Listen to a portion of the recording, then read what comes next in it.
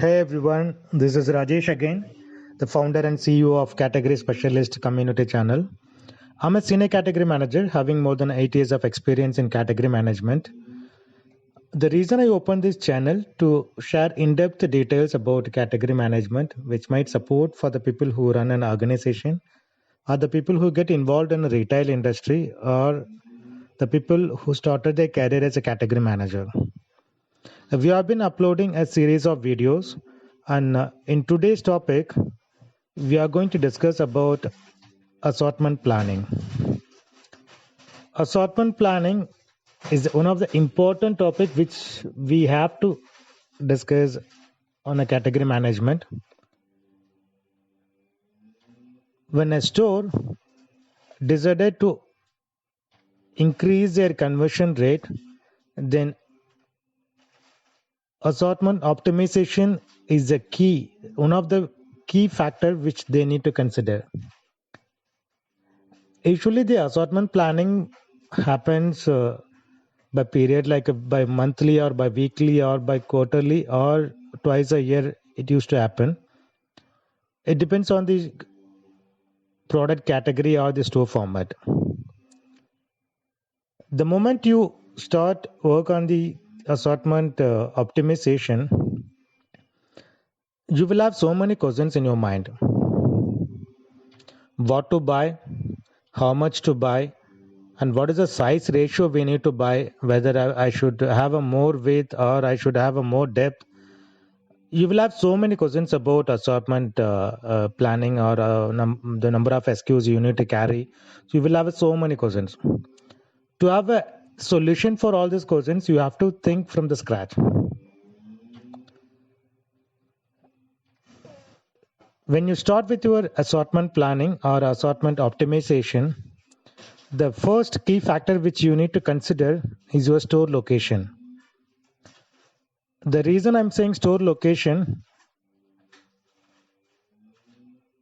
for example, if your store is somewhere closer to seashore, then you need to carry whatever the product, something related to beach, which you have to carry. For example, beach towel, something you need to carry, whatever the items or the products which is related to beach or beach events, you need to carry all those SKUs. You need to consider to add those SKUs into your assortment.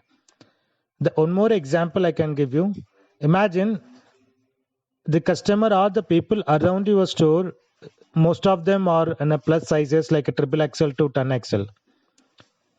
Then you need to consider when you plan your assortment, if you are a fashion retailer, then you need to consider to have a plus sizes in your assortment, since your store is located somewhere the people, most of them are in a plus sizes. The next key factor which you need to consider is the target customer, that whom you are going to sell. This is again one of the key factor which you need to consider before you plan your assortment. The reason I'm saying this, for example, if you're targeting a low range customer or the mid-range customer or the high-end customer, so depends on what kind of customer category you are targeting. Based on that, your price point will vary. So based on that, you have to plan your assortment.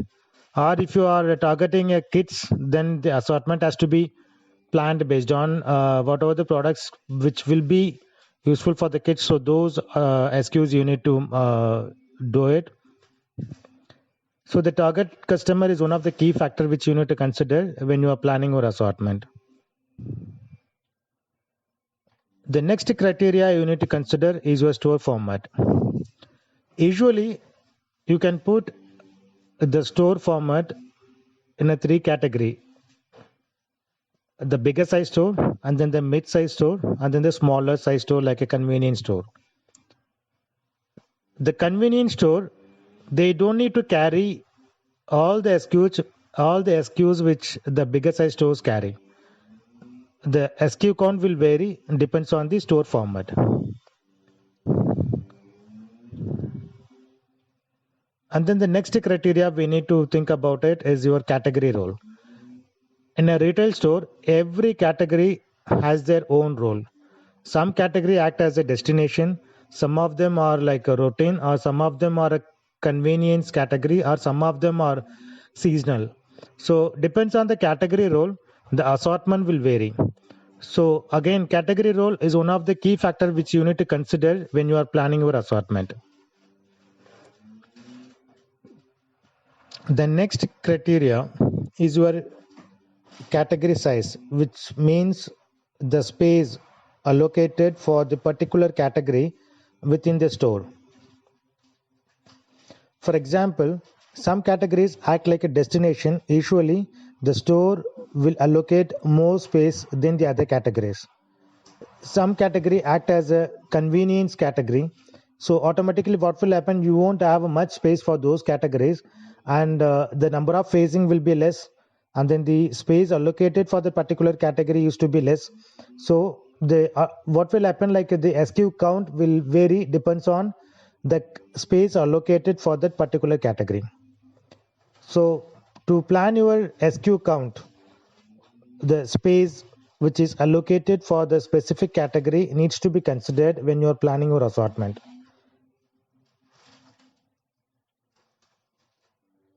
Next one is seasonal.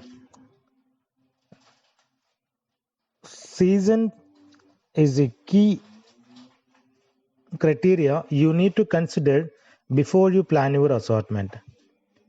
Whenever you do your buying plan, whenever you are planning your assortment, or whenever you are planning to refresh your assortment for the upcoming season, then based on the season you have to plan your assortment. For example, the SKUs which you carry during the winter, which you cannot carry during the summer. So the seasonal factor is one of the key factor which you need to consider while you are doing the assortment planning. The next criteria is the events. The event, what I mean here is, for example, you have a buying plan for the next year buying plan which you are doing it. So next year there will be a football final, World Cup. Football World Cup will be there by next year. Then when you do your buying plan, you have to consider that event as a key event, and you have to plan your purchase plan based on that. The SKUs what you plan, and then the shipments and everything has to be planned based on the event calendar. And then the next criteria which you need to consider is promotional events. Whenever you do your buying plan, you always have to memorize your promotional event for the upcoming seasons. You have to have a promotional calendar, and based on your promotional calendar, and then based on your promotional themes, you need to add a set of SKUs especially for those promotions. For example, maybe you need to have some value packs, or you need to have some combo packs. So those kind of things needs to be added into your assortment when you are planning for the assortment considering the promotional calendar.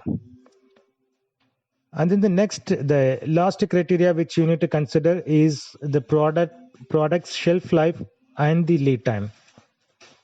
The reason I'm saying this depends on the shelf life and then the product lead time. Your depth and then the width will be decided. So this is again one of the factor which you need to keep it in your mind while you are doing your assortment planning. There are so many things, but these are the key factors, the key criteria which I felt that it needs to be addressed while you are doing your assortment optimization or assortment planning. That's it for today. We'll see you in the next video. Thank you.